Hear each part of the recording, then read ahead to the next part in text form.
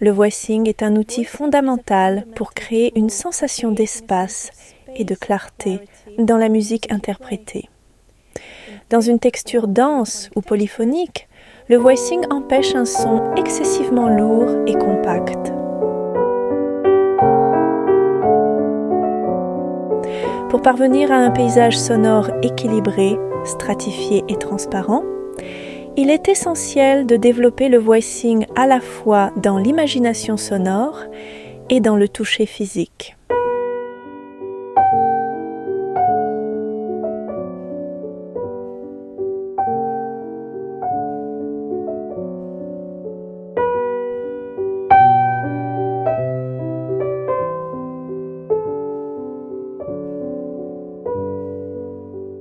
Sans voicing, plusieurs difficultés apparaissent fréquemment.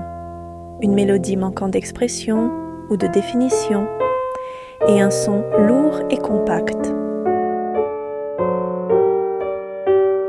Des lignes mélodiques peu claires dans les doubles notes ou les textures accordales et une perte de finesse et de coordination lors de la projection d'une mélodie dans les voix intermédiaires.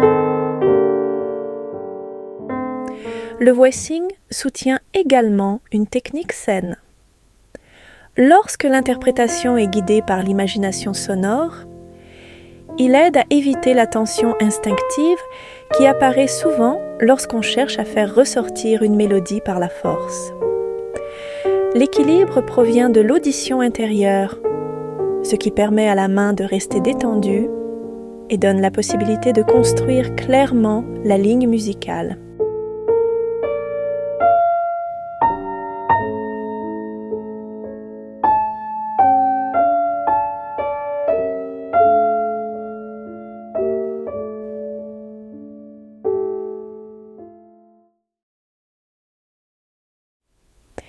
La première étape du voicing consiste à déterminer clairement quelle ligne musicale doit être projetée.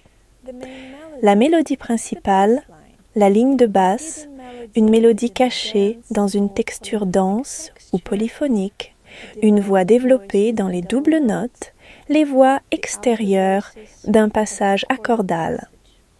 Clarifier ce choix dès le départ aide l'imagination puis le toucher, à organiser les couches de la texture musicale dans l'esprit et dans le son.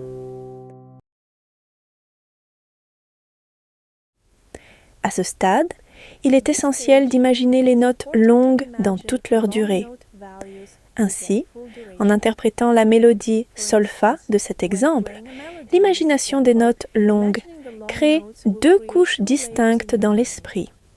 Les notes longues soutenues de la ligne mélodique et l'accompagnement de type arpégé.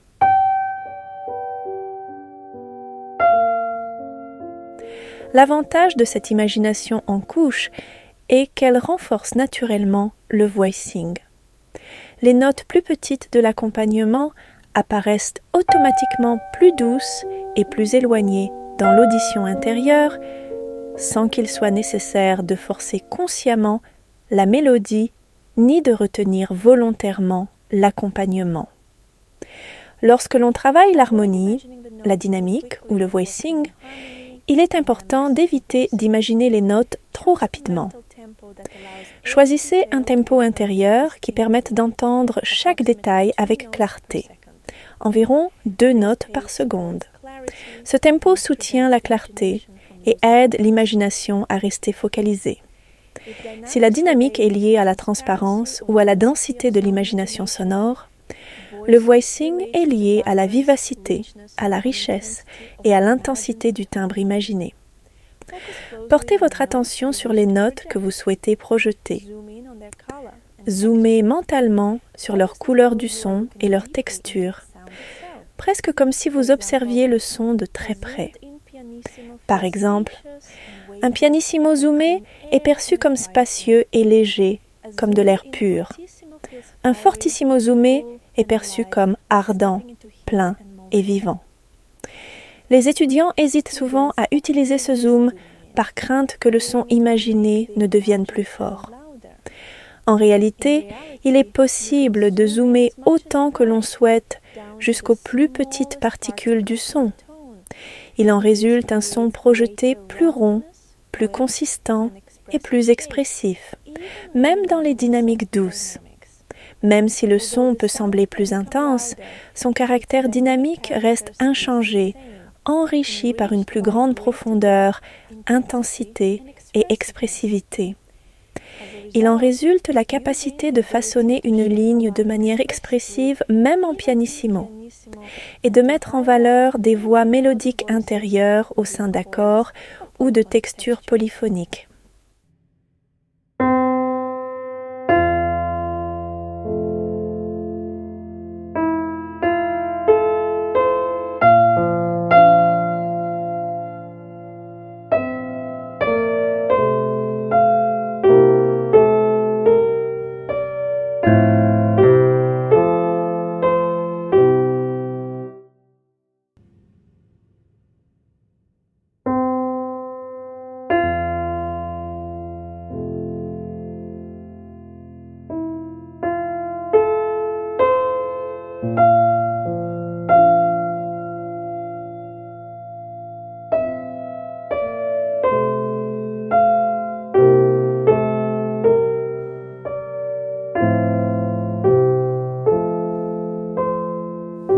Le voicing dépend en grande partie du sentiment de distance entre les différentes couches musicales. En amplifiant la ligne mélodique principale, imaginez son son comme étant physiquement proche de vous.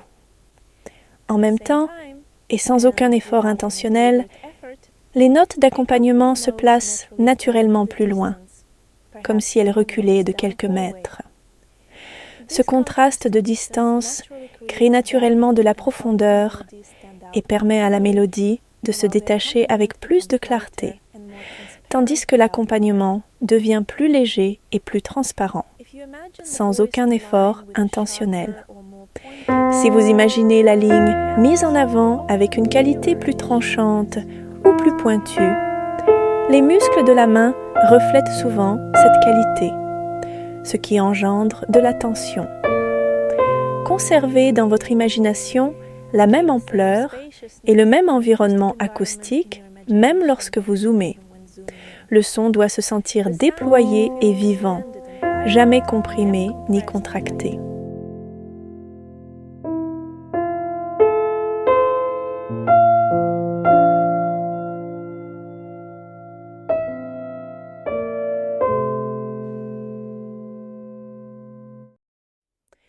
Dans le travail du voicing, imaginer l'accompagnement plus doux peut paradoxalement rendre son son plus manifeste.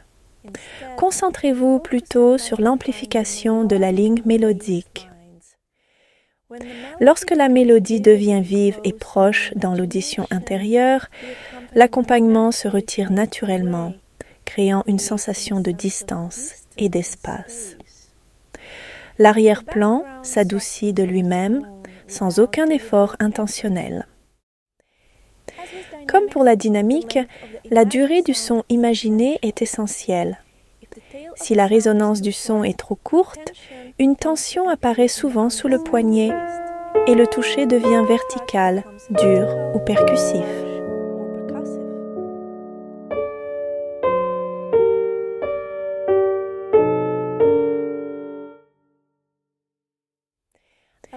Une sensation longue et horizontale du mouvement du son libère le poignet et soutient un timbre résonnant et équilibré.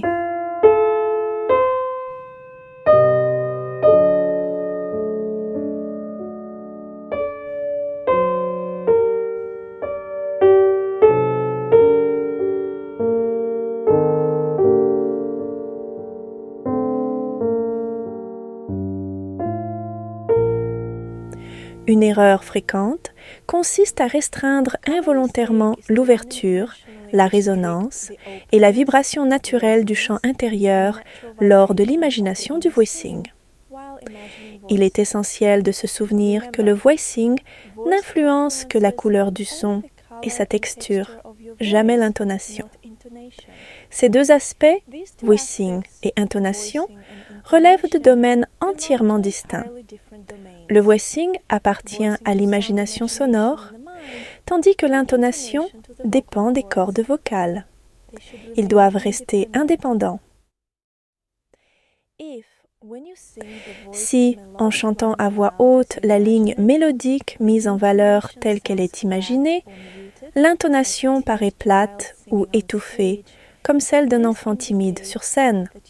Cela indique une perte de liberté intérieure. Le chant intérieur se trouve contraint et la liberté naturelle de l'intonation est entravée. Imaginez plutôt la qualité d'un chanteur professionnel sur scène.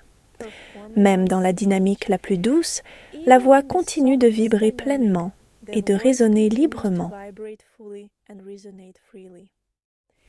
Le timbre peut changer, devenir plus léger ou plus intime, mais l'intonation demeure vivante et libre.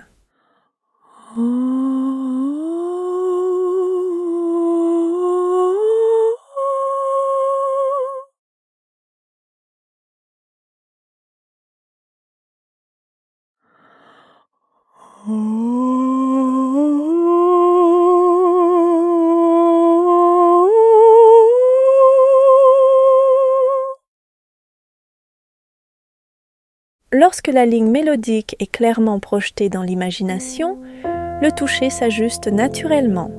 Les doigts relient les notes les plus saillantes, tout en relâchant légèrement celles qui appartiennent à la voix d'accompagnement. Ce principe n'est pas nouveau.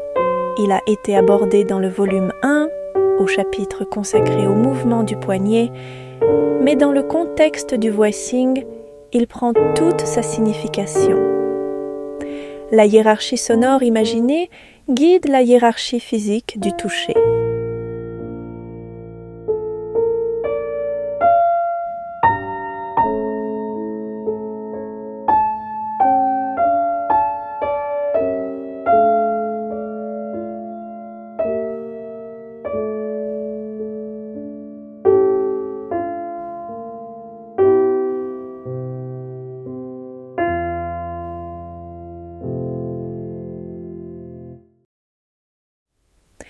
Dans les passages ornés, projetez uniquement les points d'entrée et de sortie de l'ornement. Chercher à donner du voicing à chaque note de l'ornement conduit souvent à un son alourdi et agité, dépourvu d'élégance, plus proche d'un bourdonnement que d'un geste musical clair.